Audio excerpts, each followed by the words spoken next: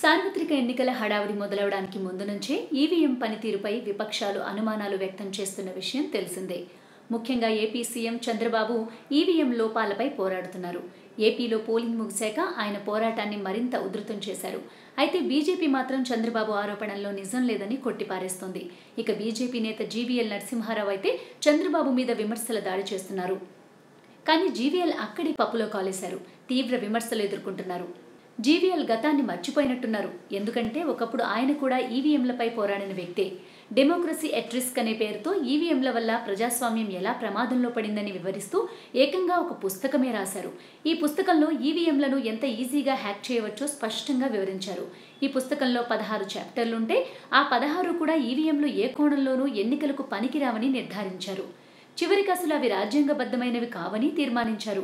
ఇందులో కీలకమైన విషయం ఏంటంటే ఈవీఎంలను హ్యాక్ చేయవచ్చని నిరూపించిన హరికృష్ణ ప్రసాద్ అనే టెక్నికల్ ఎక్స్పర్ట్ జీవీఎల్కు చెందిన సంస్థకు టెక్నికల్ కోఆర్డినేటర్గా ఉన్నారు. ఆయన గతంలో హ్యాక్ చేసి చూపించారు. ఈసీతో ఈయన వాదనను పుస్తకంలో ప్రత్యేకంగా ప్రచురించారు.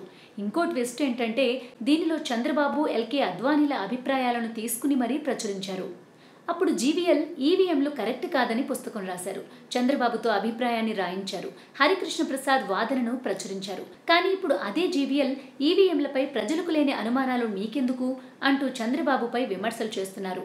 హరికృష్ణ ప్రసాద్పై నిందలు వేస్తున్నారు. దీంతో జీవీఎల్ తీరుపై విమర్శలు వెల్లువెత్తుతున్నాయి. జీవీఎల్ విమర్శలు చేసే ముందు తాను రాసిన పుస్తకంపై వివరణ ఇవ్వాలన్న డిమాండ్లు వినిపిస్తున్నాయి. గతంలో ఈవీఎంలను వ్యతిరేకించిన జీవీఎల్ ఇప్పుడు తమ పార్టీ అధికారంలో ఉన్నప్పుడు సమర్థిస్తున్నారంటే ఎలా అర్థం చేసుకోవాలి అని పలువురు నిలదీస్తున్నారు. మరి ఈ విషయంపై జీవీఎల్ ఎలా స్పందిస్తారో చూడాలి.